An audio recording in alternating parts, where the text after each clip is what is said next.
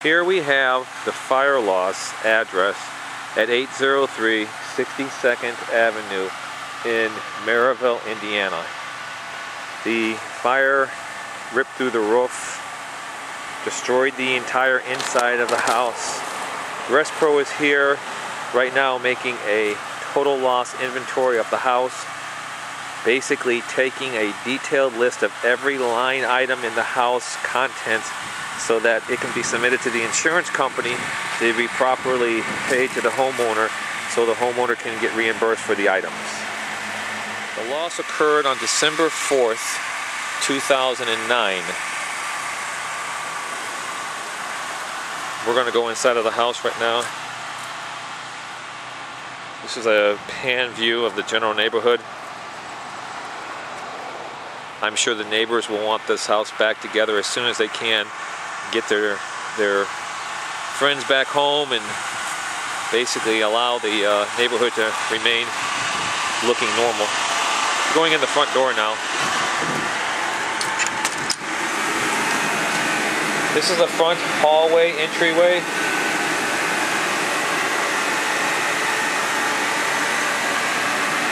See the soot level and the cobwebs and on the walls. All of these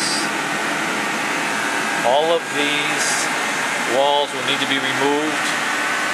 New drywall will have to be put up. The question here is whether the windows will actually be taken out or not. The ceramic floor will have to be replaced. Walking into the main part of the house, there's a door jamb that's been torn up. I'm assuming some part of the fire event from the fire department made those damages. Look at the level of soot at the ceiling and the walls as they come together.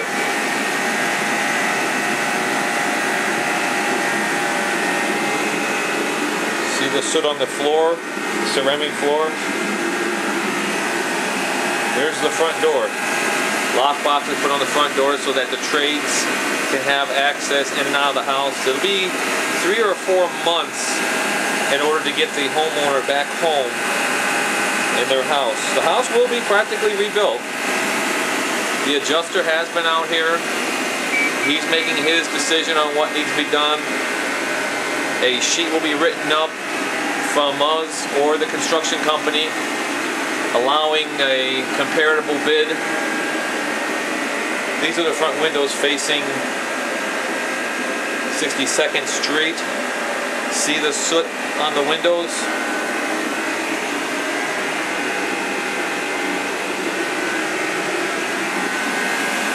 Okay. We're going to enter into the main living area right now. That's temporary heat that's in the house so that the people writing up the content sheets can actually have a little bit of comfort and not freeze to death. So here we're going into the main part of the house. There's the carpet with all the fire ceiling pieces and soot and everything on it. Here we have holes in the ceilings. The walls were blue before. You can see that they were blue, and the ceiling was probably a white at one point. You can see all the nail holes popping. Okay. All the nail holes popping through. That shows compromised drywall. That all need to come out and be replaced in order to actually bring the house back to a pre-standard condition. See the hole the fire department put in there? And you have a hole down at the end over there that the fire department put in the ceiling. This is trying to find the fire as it's running through the attic area of the house. See the ceiling? All the cobwebs and soot things hanging from the ceiling. Very heavy soot fire. Every fire is slightly different. One may be a plastics fire. The other one may be a paper type of fire. There's the front drapes. And here's the door going into the little closet, or the little, there's the door going into the porch area. This is the front room. Front room couch. That was a cabinet, a filing cabinet of some sort.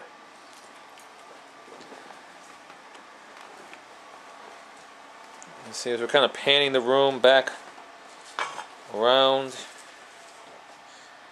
you see the drapes on the front room floor. See pieces of the ceiling all over the floor. Now, this is not the actual fire area. The fire area we'll be to in a moment. That's downstairs. All this carpeting will need to be replaced.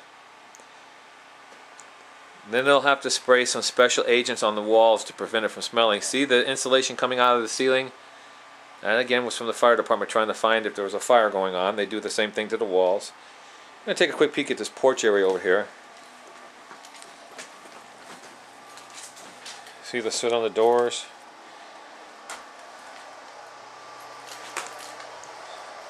Now if you look on the floor, there's a lot of soot residual on the floor. Doesn't look like much on the chairs and all that because really we're in a contaminated environment and you really can't tell. The contaminated environment looks so bad that if it's mildly damaged, they actually look normal. But you can see though the soot and the cobwebs on the wall, the soot in the corner over there where the cobwebs are. This room is heavily sooted. May not end up taking all the drywall out of this room, but certainly going to do a major wash and paint on this. Yeah, look at the soot and the dry spider webs there. Pretty serious. Here's the light. Here's the bookshelf. You see the soot on the bookshelf? Right there? There you go. That's where an item was sitting at one point in time. So it was heavy soot in here. At the time of the fire, you probably couldn't even see in this room. There's some pictures on the wall, or there's some picture. There were some pictures on the bookshelf there of the family. There's some more pictures over here. See the table where you have a disc that was sitting there, and the smoke just laid all around it. At a certain point, those items just become impossible to clean. Okay. There's our ResPro trucks out in front.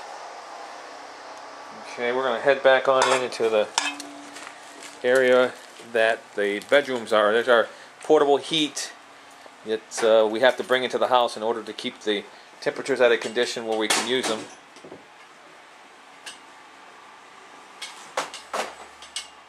Alright. We got a little snag here on our power. There we go. I think we got it straightened out now. There we go. Let's go into the bedroom on the right first. Look at the soot on the door. That's amazing. Definitely all of these walls are going to come down. Look at the soot in the corner. Yeah. Take note of the faux finish on the walls now. That's not a cheap finish to replace.